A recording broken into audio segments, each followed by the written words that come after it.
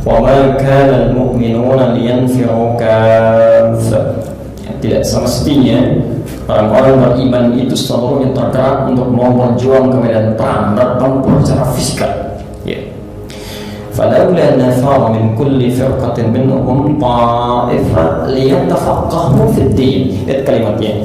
Maka hendaknya ada sementara orang di samping orang-orang yang berjuang secara fisikal itu, ada sementara yang memfokuskan dirinya untuk belajar, mendalami agamanya. Yang paling menarik di hadis ini, belajar agama itu dibedakan dengan belajar ilmu lain. Kalimatnya berubah menjadi fikih, diungkapkan dengan kata fikih dan menggunakan tasydid, faqaha yufaqih. Nanti ada yang bertanya, tadi ada yang bertanya, bagaimana kalau nanti dikritik? Tugas orang itu yang pinter mengkritisi, bukan mencemooh. Makanya jangan pernah khawatir Nisa, duduklah yang tenang, karena kita sedang beribadah, sedang sholat. Kan alasan orang-orang itu memancing ini itu, memang yang sholat ini bandot. Kalau kambing bandot, iya, mau dipotong saja masih macam-macam, itu kambing bandot namanya. Di sini muslimin wal muslimat, mukminin wal mukminat, qanitin wal qanitat, shaimin was shaimat, bukan bandot.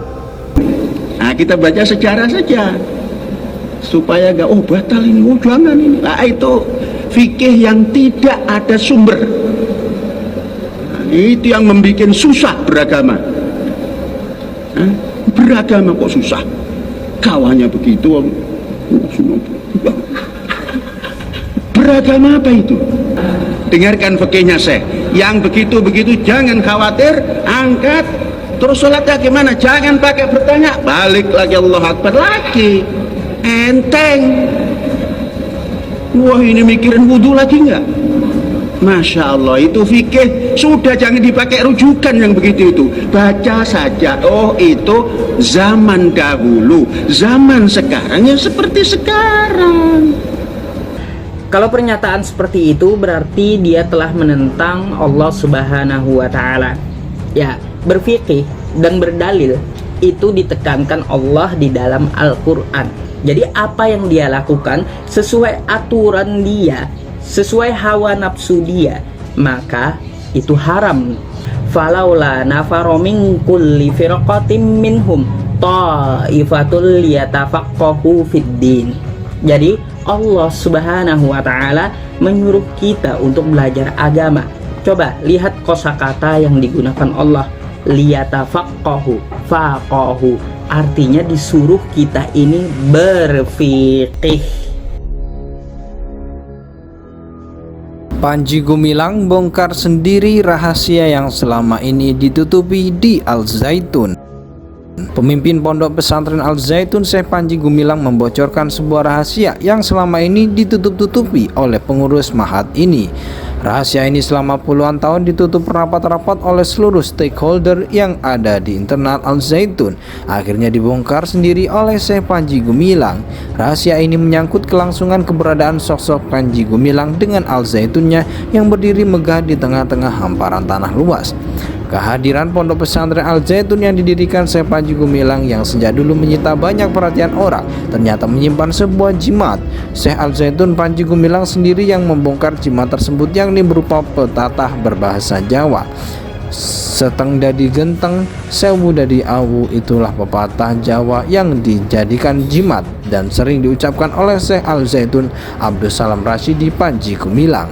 Tampaknya prinsip tersebut betul-betul dipegang dan diterapkan oleh Syekh Al Zaitun, terutama dalam membangun dan mengelola Al Zaitun dan segala apa yang terdapat di dalamnya.